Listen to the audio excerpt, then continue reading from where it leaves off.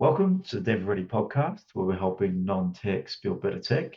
Today we have Andrew Bird joining us. He is the Director of Foundstone Advisory. Andrew, thanks for joining us.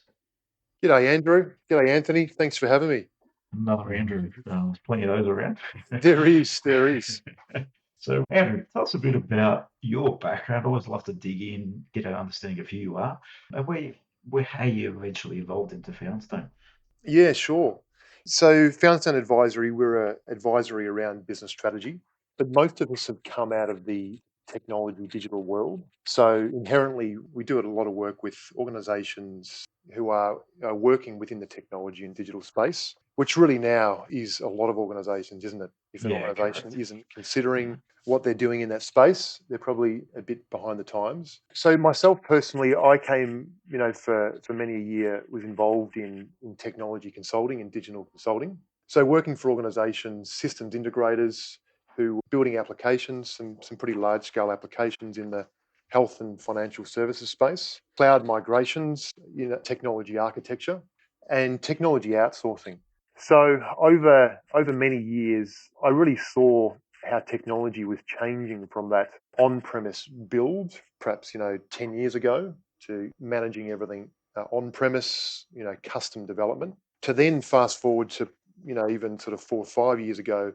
I was involved with some of the hyperscale cloud providers, AWS, Microsoft, and seeing the migration path to that hyperscale cloud environment. And what I saw personally was a shift in, or people really having to shift their mindsets from, IT functions, IT departments, and digital functions, from changing from really, saying we're going to build this all ourselves, to instead of that, taking a step back and saying, okay, what problem are we actually trying to solve here with this application or with this tech environment? And then really engaging more with the business and ideally with their end customers before they were going to invest or build any applications or infrastructure. So fast forward to now, Foundstone, we work with organizations normally from ground up strategy. So we'll be working with the CEO or the leadership team or sometimes the board. And ideally, it's starting with a blank page strategy. So they might have had a business strategy that's a number of years old, or they might have a strategy that's perhaps in a glossy document, but not many people actually understand how it relates to them in the organization. So that's generally where we start. And inherently, technology and digital functions are a key part of that now. So a lot of our old relationships, in my past life is the heads of digital CIOs, and they're trying to get their head around, how they can better position tech and digital to solve problems. So we're doing a lot of work in that space. Are you finding, so from a strategy perspective, are you finding that strategy comes first, or is technology considered to enhance the strategy? Where does it sort of come in? When does tech conversation come about? Or is it just a problem are we looking to automate? Where do you find it comes into the conversation? And how does technology really come up? Is probably the biggest question I've got here. Yeah, so it's a good question, Andrew. I think looking back some years ago, perhaps technology was seen more of that just enabling role. Mm, It was more around, do we have the right infrastructure to serve our employees and staff and partners? To now, really, digital and technology, as you guys well know in your organization, that if you're not looking at technology at how it's actually bettering a customer experience, well, then we'd probably need to question, why we, building or investing in that bit of technology. So I saw that shift from, IT functions being measured around, are we keeping the lights on? Are we providing all the productivity tools for staff to do their work? To now, technology functions should be, and the broader business, looking at whatever they're investing in, how is that, better enabling their staff to serve customers, or how is it actually bettering the customer experience overall? So a shift in mindset is a big part of that, I think.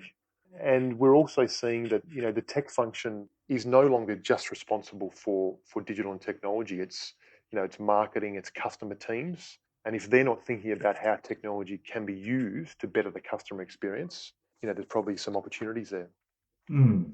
I think you mentioned customer experience probably about 6 or 7 times in that conversation. Talk to me about what a good customer experience means. We are, as consumers, as ever in a B2B component, we're exposed to so much technology these days that we expect seamless experience. That's definitely one of the things that can turn people away from a business if they don't get that seamless experience, or things are too archaic into the ways we deal with a business. So how do you find the experience of working with a business and how technology comes together and brings it to a consumer? How can that impact a business in the long run in terms of where it might go, where it might lead to the next 2 to 3 years? Yeah, so a lot of our conversations, Andrew, is really Mhm. around, we predominantly work in the mid-market space. Yep.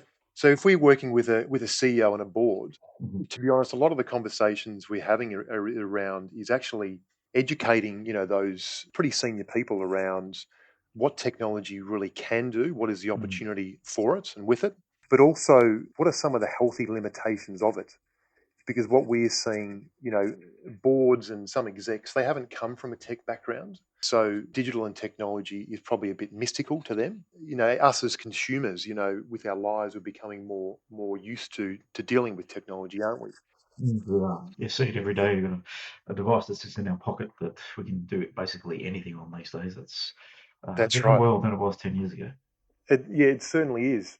So what we're seeing actually is it's really starting that conversation, having the CEO and the leadership team and the board really understand, how can technology and digital actually enable the business.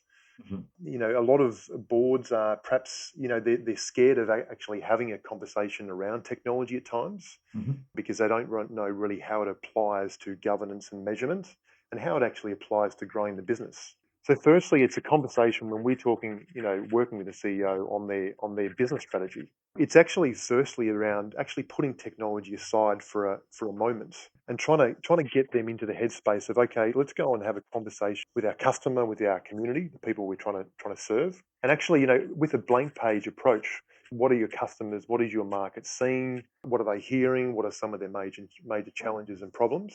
So trying to not, have a product or a technology mindset that would drive a customer down a certain route, starting with that blank page conversation, which then really opens up the principles around design thinking and human-centered design, which we use, to really help them understand what their customer's going through. Mhm. And then after that, then we can look at, okay, how can technology and digital actually enable this experience?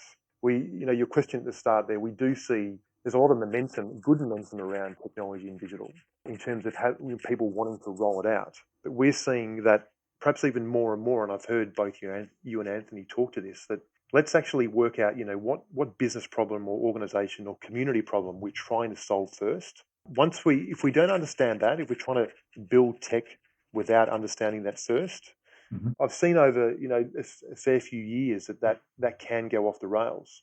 So I think that's really the first port of call, getting from a real business and organization wide strategy, getting a real good understanding of what's really most important in our customer segment, and then having technology in the back of the mind of then how can that enable that better experience.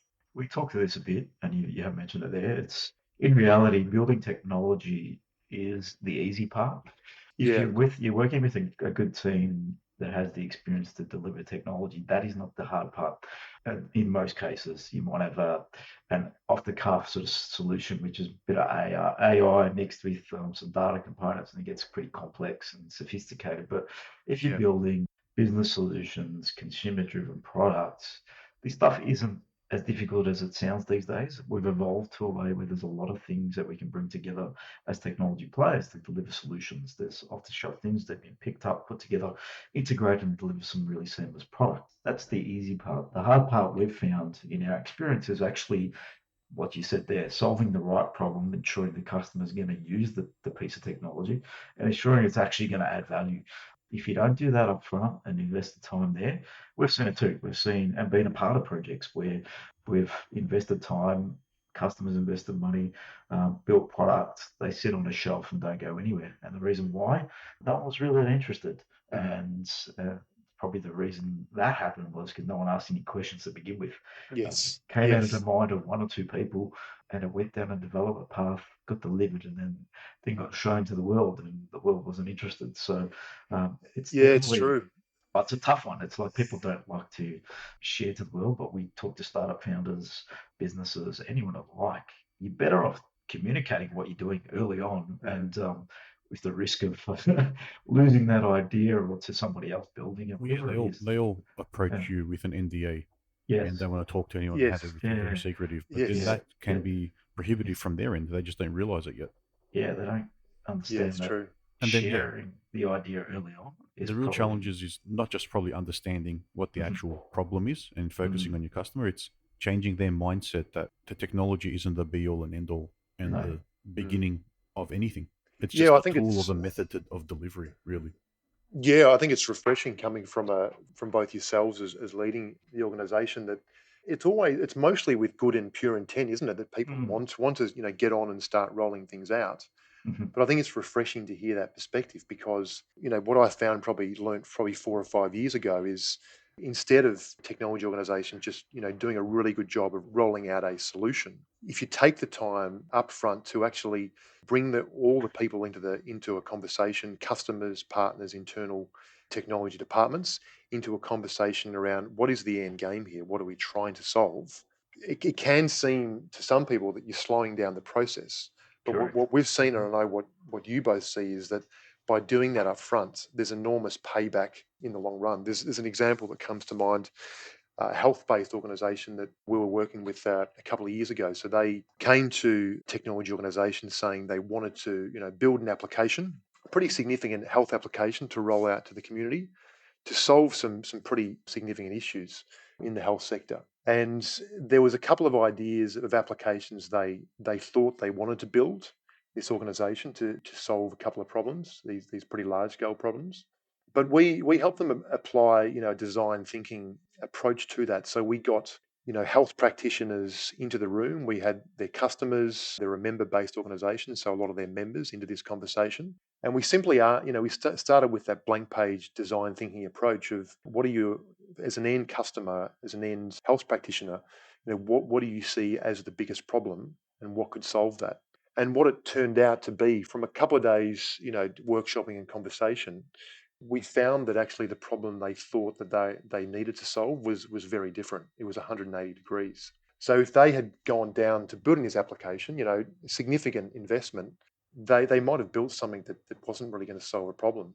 But by spending a bit of time up front, and I know as yourselves do, that they actually were confident and it was genuine that they were actually going to solve one of the industry's more significant problems. So that for me changed my whole perception around in terms of building technology and how it links to the broader business strategy. That if you don't really create that space and time up front, you could be investing in something that's not really going to solve a significant problem.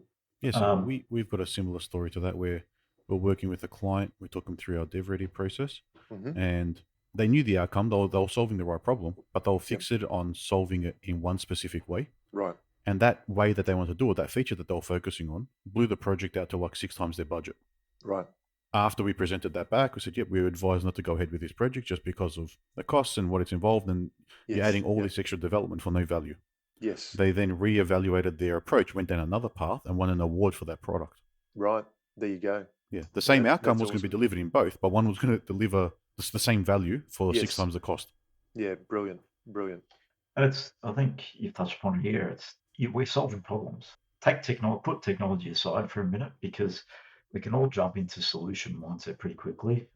It's very easy to do that. Yes. We get carried away with our ideas, and I'm testament to that. I'll do that myself. But sometimes you have to take a step back and say, okay, what could we be doing to make sure we're building something that people care about, need, evolve, or should we be building something in the first place? Like, I think the biggest issue we see in the walks of what we do is people jump into building product way too early.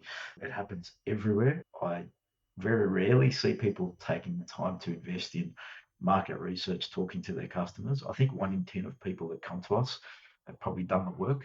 Right. Have actually invested time and effort into talking to customers, surveying, actually thinking about different models and ways to solve problems, digging into what the problems are. And it is putting the brakes on a little bit when people come to us. They say, "Do we really need to go through this?" And it's like, "Yeah, we do." and if we don't, we're probably not the best company to work with. We Yeah. probably want to work with somebody else, because in reality, think of it this way: you're coming to a tech company to build a product, And generally, the people that come and ask to build a product have no knowledge of product development nor Mm. technology. I think just take a back seat and just understand that there are limitations in your thinking. There are many ways that we can do things. And in some cases, you probably don't need to build anything. I've seen that many times before, where you can Yes. just plug Yeah. something off the shelf and just go ahead and solve Mm. the actual problem for the customer. So Mhm. it is a tough conversation to have sometimes. I think It people, is. yeah. And do you see, I mean, what we see in that space, that you're both so right in terms of actually creating that time up front to have those Mhm. conversations. We see that the successful ways that we've seen it done is not just having, the technology department or the digital team Correct. in that conversation. It's having Mhm. as people as close to the customer, or as Mhm. close to the problem as we refer to it as possible. So sales teams, customer Mhm. teams, account teams. Yes. So when we have those people in those conversations up front, and ideally end customers themselves, we'll come across stuff, won't we? That were blind spots that we never even saw, that could have been even a problem. So I think that's where it's, and maybe you guys see that as well. That's where we're moving to, as opposed to that more that the technology department, running with things. It's making sure all parts of the business are involved, and ideally, all customer segments are involved, so that we really get a broad view of actually what are we trying to do here, and how are we going to better the experience. I wrote just thinking back to last year, I wrote a bit of an article around this. Hmm. I think technology originally, like you said, was an enabler, was placed in a silo. It Yes. was technology to enable the business to run the computers, to run the Yes. servers, Hmm. and that's all it was. But now I think we need to look holistically as technology as more of an innovation to the business strategy, to the business model, to how we can do business and deliver what we're doing, to shifting the way that we think about business and Mm. becoming a part of the business as a whole and not a silo. And I think that leans towards bringing everybody into the conversation. That's bringing your marketing, your sales, your finances, your operations all together to have a conversation around how we're using technology holistically as a business, because it can be a massive enabler and automator if you actually think about it in the right ways and not get bottlenecked down by technology just looking to serve one silo or one particular thing. That's Yeah, definitely something it's to true. think about. It's true. And a lot of the time we see technology teams, digital teams actually don't have visibility of what the Mm, overall business strategy is. So there's good intent there to try to understand it, but they haven't been given access, or they haven't really seen the heart of what the business strategy is, or they haven't been involved in that process. So we really encourage organizations, when they're looking at their business wide strategy, to make sure that they've involved, all those different, teams from the start. So it's not as if they're either lumped with a here's our business strategy, go and deliver it, mhm. and then technology teams going, hang on, we can't, that's not possible, or there's limitations, or not having visibility at all. So we see the opportunity is there's still that bit of a gap between the business and some tech functions, Mhm. and the more that those conversations can be intertwined as a single team, I think the more understanding the business then gets of technology, and vice versa, and then the better results we'll see. Yeah, it's a holistic approach, right? It's thinking.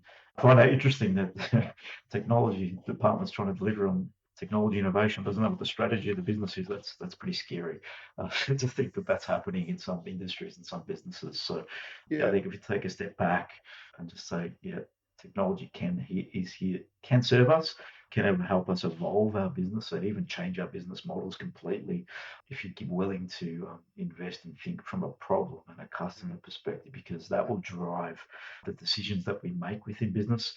And if you're sitting within a business or in a startup with an idea, customer first is always a great approach, because they're the ones with the answers. They're going to tell you if they're going to use it or not, or they're the ones that are really have the problems. If you're really going to solve and add value, you need to want to do that pretty early on, not when you've got a product in hand and then find out later on that that product's not going to serve that customer. Yeah, big time. And on that point, Andrew, I think you raise a good point. What we're seeing in, probably the conventional way, not just technology, but broader, the way businesses go about strategy and then execution. We see that conventionally, these people look at them as two very separate disciplines. So you've got strategy, and then you've got execution. And perhaps normally technology in that is in that more that execution delivery part. Yeah, it would be. But we're actually seeing that there's a bit of a change, bit of a shift in, instead of looking at those two things, so, strategy first, doing a review, going and understanding the market, instead of just doing that discreetly or separately to then executing, like what you've just said there in terms of, going and testing things with customers, we're seeing those disciplines being really combined. Mm. So you go and speak to your customers, what are their major problems, dig into that problem to make sure it's actually going to solve that. And then like yourselves do, go and test some of those prototypes with those customers. So then you're moving into execution, but you haven't locked down your strategy 100%. And you're using the learning from the execution phase then directly back into strategy. So Yeah, like so perhaps, the continuous delivery approach in, application builds, we're seeing that similar principle apply to those bigger themes of strategy and execution. If organizations are looking at them very separately, there can be a bit of a disconnect and the classic, finger pointing. Well, we had the right strategy, you didn't execute. We're seeing when organizations are actually looking at those more of a single thing as opposed to separate disciplines, we're seeing a better alignment between actually solving the customer problem. And then, as you said, Andrew, learning from customer feedback. So we might roll out a prototype which we thought was going to solve a problem, but 3 months into that, we might get feedback that it's actually not, and there's a more pressing problem to solve. So that feeds back into tweaking the strategy, which then flows on. So that's something that we're just observing over the last probably 12 months. Those organizations that can look at those things not as separate functions, but as learning off each other to influence, so execution influences strategy and vice versa, we see a better outcome in terms of serving the customer. yeah, and that like agile approach to doing that, where the technology can sort of inform the strategy based on your prototypes that you're discussing, that's more of like a risk mitigation strategy. Yeah, big So time. what do you know and what you don't know? Explore that before you've made the decision and make a Yes. better decision after the fact. Yeah, 100%. And no doubt you guys would see that in terms of, like you talked about, actually creating the space at the start to what are we trying to solve here as opposed to rolling things out. I'm sure you've seen that time and time again, the payoff of doing it that way. Yeah, because there's, like Andrew said before, there's 100 different ways you can actually deploy technology to solve a problem. Mm, You don't know what the right one is until it's being used and you evaluate it. yeah, So if you yeah, can roll out a prototype and test, then you can either save yourself a big headache now in the future by doing that little step now. yeah, Where so the true. where they see that, all right, you're slowing down the process because you're preventing an actual rollout, Mm, but what you could end up saving is the support and maintenance headache that they haven't foreseen yet. yes, yeah, yeah, very true. Andrew, you mentioned design thinking a couple of times. Take us through what that means for people out there that haven't been abreast of what that means. Explain that to us. Yeah, well, I suppose there's a number of different approaches to design thinking, isn't there? And I know you guys apply the principles yourselves. In my experience, I came across design thinking in a technology sense. So, as I mentioned, years ago, perhaps organizations or tech providers were building applications without actually going and actually making the time to speak with the end customers, having that real empathy and understanding what they're trying to solve before they then go and ideate and then prototype and roll out. So I first saw design thinking in a technology sense, and the amazing impact it had if you actually took that approach to actually, before building something and actually having empathy, going and digging into what problem we're going to solve. The impact of the success of then what application you're going to build was enormous. So I saw that firsthand in technology sense. Fast forward to now, we're not design thinking purists in a sense that we follow that strict methodology to the letter. But we use design thinking principles in the work we do in a business strategy context. So we're seeing it really helpful in when we're having a conversation with the CEO or leadership team or a board. And perhaps, the only way they've seen strategy in the past has been, okay, we as an executive team need to come up with all the good ideas, and we need to be able to make the calls for what we're going to invest in the next 12, 24 months.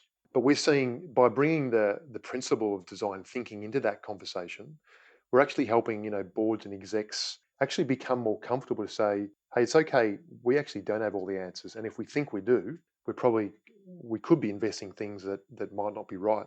So it's actually, we're using those principles to help those pretty senior people pretty much give themselves permission to go and have the conversation with their market, with their business community, with their customers to start with, and to really dig in and have empathy before they then make decisions around what strategy they're going to follow. So we see design thinking in that element. We see it's fairly new in the business context. Design thinking in the technology and digital world is very prevalent.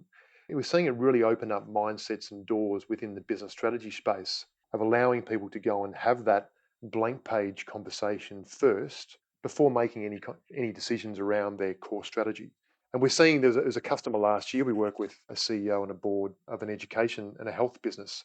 And originally they were going to be starting their strategy around, okay, an offsite, a 2-day offsite, the classing offsite, all the ideas and all the powwow thinking internally and what they were going to decide on. But we flipped that and we helped the CEO and their leadership team go and now we had about probably 40 hours worth of conversation with their partners and their customers, literally, using, design thinking principles. So their customer, what are you seeing? What are you feeling? What are you hearing out there? A lot of these were on Zoom calls last year, of course. And from those conversations, originally the CEO was a bit uncomfortable saying, we need to have an agenda to have this, it could go off the rails. And it's a bit scary, isn't it, for some, business leaders to go and have that because they've normally have the strict agenda. Yeah, Or they they've would. normally, Yeah. or they've normally already agreed as an exec team, this is what we're going to do. Mhm. And they're doing a survey, a chat to perhaps just Yep. validate that. Correct. So we're seeing through those conversations, there's an amazing amount of insights or blind spots that they'd never seen. And that actually then formed the core of their strategy decisions, which formed their business strategy decisions, the choices they were going to make and what they were going to do, and as importantly, what they weren't going to do. And then it influenced, what technology they were going to build off the back of that business strategy. So to answer your question in a nutshell, design thinking principles we find are really helping execs open up their mindsets to seeing it's okay to have the open conversations to start with, as opposed to thinking they have to have all the ideas and strategies up front. Yeah, so it's very different once that like the blinkers come off from having a contained and constrained meeting around a specific Yeah, set of bullet points that they have to address, rather big than letting big it time, flow Anthony. and actually try and be a bit more creative. Exactly. And it's surprised even a few of themselves. It was scary for them. So it surprised when they created the time, the feedback they got from customers. I think the word you hit there, Anthony, was creative. Yep. Yeah. To create, we can't. We can put ourselves in a box, but sometimes it's good to frame a conversation from nothingness and just ask good questions.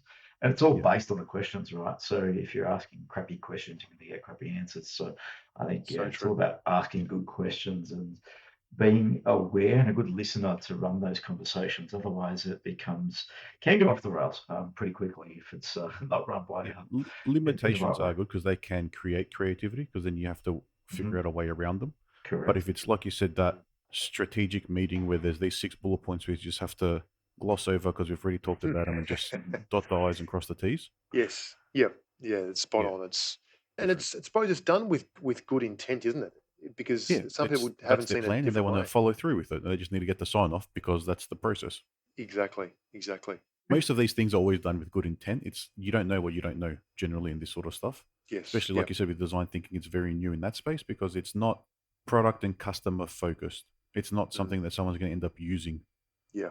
Yes. All It's the time. everyone in your organization will use it, but they're not treating the organization as a product and their employees as the customer. That's right.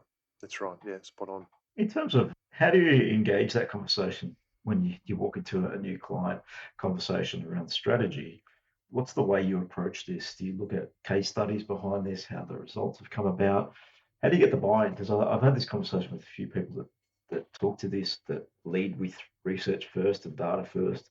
And a lot of people are challenged by that a little bit. And customers are challenged by it because they just want to get up and start executing. Yeah. Let's execute, let's deliver something. And Yes. how do you find that first conversation around your approach, and what's the sort of feedback from customers when you're pushing them into a new direction they've probably never ever thought about before? Yeah, I think last year with, the huge change that most people went through last year with all the lockdowns, I think that actually opened up people's mindsets and their approaches to different ways of looking at things as well, particularly at that exec level. So I think, there were so many unknowns and so much ambiguity, and there still is this year, of course, that I think, the conversations we had that no one could really sit there and say, I've been through this before, or, I've followed this process before. This is what we need to do. So that opened up conversations at that exec level to say, okay, none of us have been through this before. What is the best way that we can actually get a real live read on the market, the economy, our customers, to then make informed decision and choices? And so I think that, to be honest, that opened up a lot of conversations that if organizations went down the conventional route and said, okay, we're just going to rely on what we think is the best choices and best investments, well, either they'll change in 3 months because things are moving so quickly, and things are moving quickly this year as well. So I think the unknowns and the ambiguity that last year really created, we saw, was kind of opened up people's mindsets to different ways of looking at things. And you both talked about, design thinking has been used in technology world for so long, but it's pretty new in the business strategy world. So I think people were inherently more open to that, looking at different ways and looking for ways to actually navigate through the unknowns. And that's where I see, design thinking or human-centered design is so important at that level now going forward, because no one can really say, this is what's going to be happening. Perhaps like previous years, there was more certainty, and you've got to have a real constant live read on the market. So what we're seeing is it's encouraging execs to be checking in on their strategy, on their execution continually, not just okay, we've done our strategy for 3 years, we're done, it's in the drawer. It's really changing the approach to, we've got to look at this strategy as living and breathing. We've got to check in at least every month with our customers, with our internal teams. What's changed? What's happening? What are our customers hearing? What are they feeling and seeing? And then adapting their choices and strategy to match that. And then that's flowing on to technology decisions. So I think inherently just the environment is changing things around that. But to also answer your question, Andrew, yeah, we use specific customer examples, and a lot of our customers are happy to speak to other customers to say, by changing from that conventional strategy approach of we need to have the answers and writing down our 3-year plan, to then acknowledging that we don't have the answers and we're going to have to go and speak, or we want to go and speak to our customer community. We have customers, talking to other customers around how that's completely changed their organization from that approach. Yeah, it's interesting. Being vulnerable can sometimes open up a lot of possibilities. So Big we time, don't yeah. we don't have all the answers, and I think if we pretend that we do, that's when we can hit a home run doing that, but we can also miss the ball a few times. And sometimes in this world of business, missing once or twice can put you out of business pretty quickly. So it's always evolving, always changing. And I agree with you. I think last year has probably shaken us up a little bit. The amount of uncertainty has probably opened up people's minds to, all right, let's just give something a go. It's probably brought down the barriers a little bit more, and that's brought up the realization that change is inevitable. It's always happening, and it's probably happening faster than it ever has been. I think technology has tenfold gone quicker as a result. We've changed the way we worked. I'm still working at home. It's January 2021. I've been working at home, I don't know, for 8 months now, 7 or 8 months. Yes. And Yep. I don't know if I'll ever go back to the way we used to work. And it's good learning sometimes. I think we get shaken up a little bit by change, but sometimes, Yeah, it is. It's yeah, And as you say, it's perhaps fast tracked, people mm, having to shift the way they do yeah, things in a good sense, isn't it? So that's always a yeah. good thing. That's always a good thing. It's about finding that balance within it and what that ends up being, and where that pendulum swings. I don't think it'll swing back to what it was 12 months ago, where we all sat in office and worked. But No, I don't think there'll so. be a balance there. I think you still need a bit of time for that person one-on-one interaction, that group collaboration. But you can do a lot of it online. We've learnt we can uh, pretty Yeah. quickly over the time, and a lot of corporates and businesses have all learnt this, which is changing the way we work. And technology's been pivotal to that. I was listening to one of my customers speak. We're talking pre-Christmas, and he mentioned that their digital transformation, and this is a billion-dollar business, so quite a large Right. organization. Mhm. Their transformation digitally has moved probably 3-4 years ahead as where probably was ended up being, and Right. they've been able to action projects within 3 months, which normally would have taken 3 years to get through. Mm. It's like, Yeah, why why is that it's happening fascinating, now? It's pretty crazy the times that we're in. But I think it's probably a good thing. I think we've all learned Yeah, a I think lot. so.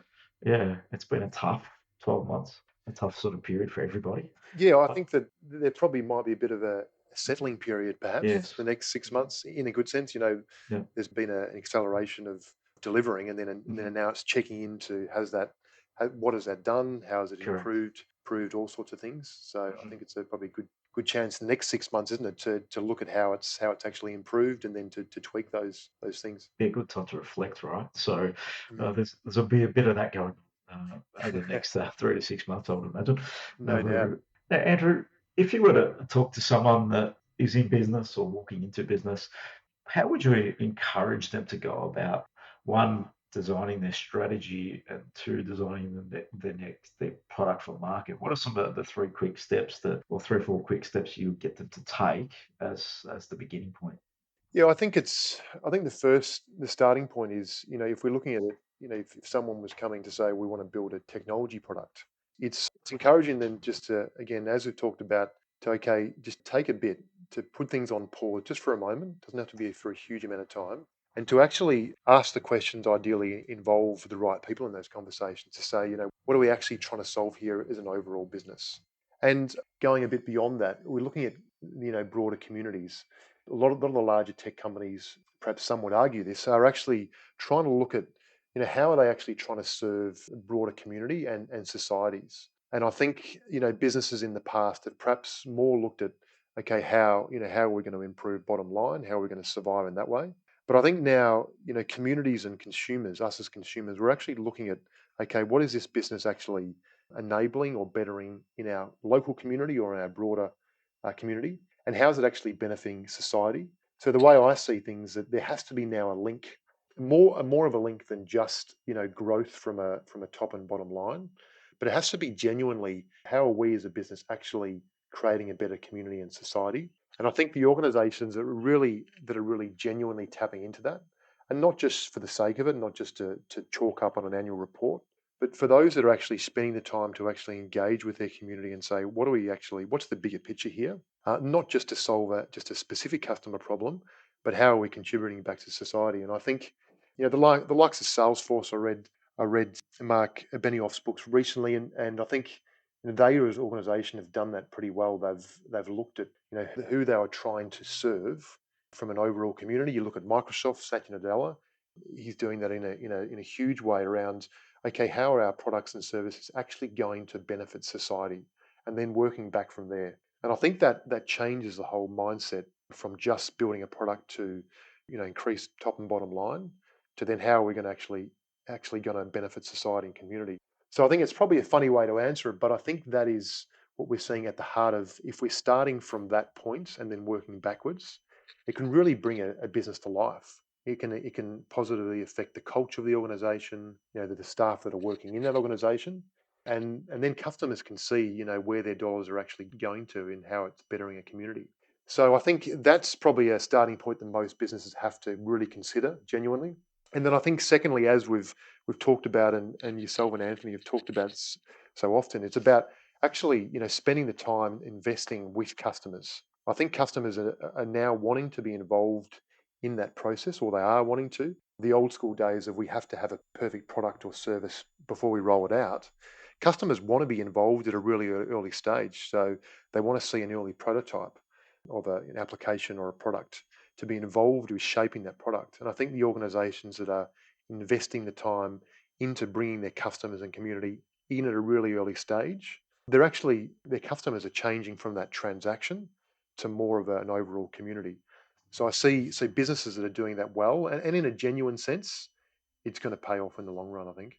Well, there's nothing better to say about your business, your culture, than putting a product out there and asking the customer for feedback, or putting ideas out there and asking customers feedback, or Yes.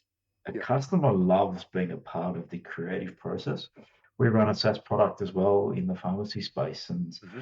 we love to engage our customers. They Mm. give us the answers. We don't have to guess what the customer might want. They're there, talk to them. And when you start hearing from multiple customers the same thing, you're probably onto something. That's generally, and they buy and they feel a part of the journey, a part of the business, a part of the culture, and it feels more like a partnership rather than a transaction, like you said there. So I think it's something to take away. Anyone that's starting out or in business work with the customer. They want to be involved in the process. They love to share their ideas, and I think they like to be heard. They're just asking questions and just Yeah, that's knowing that their opinion matters is important to anyone, let alone a customer, right? Everyone wants their opinion heard, even if you don't use all of it. I think there's something you can take away from every conversation, really. And really, yeah, you should want to have them involved if you're developing a product or a service for them. Yes, correct. yeah. It Yeah. comes back to that Yeah. basic human principle, as you said. We want to be heard, and Anthony, as you mentioned, people want to be, have some form of creativity, and by hmm involving them, it opens up those doors, doesn't it? It Yeah, does. just like a very crude example, you don't go to a builder and he just builds you a house after saying hello to you. He finds out what you want. Yep, that's right. Yes. Yeah. That's right. Yep. No, perfect, Andrew. No, really appreciate the conversation. We're talking a little bit about strategy and design thinking and how people might use some design thinking around just business strategy, not just within technology and delivering product. I think there's plenty to be had there, plenty of thinking for people to take away from this conversation. So, Andrew, how can people find out about yourself if they want to reach out? Yeah. Well, thanks for having me on, Andrew and Anthony. It's been great to kick off the year with a chat and a thought provoking chat. It's helped me kind of look at some things that perhaps blind spot as well. So thanks for having me on.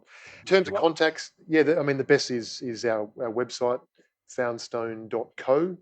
Mhm. Pretty straightforward. Or I'm on LinkedIn fairly regularly. So Andrew Bird, Foundstone Advisory. Just Google that; it'll come up. So they're probably the best ways to get in touch. Yeah, and we'll put those links in the show notes when we release this episode. Great. Cheers for that.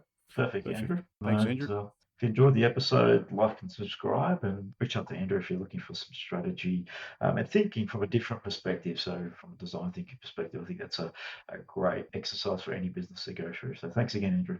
Thanks, guys. Cheers. Cheers. Bye. Bye.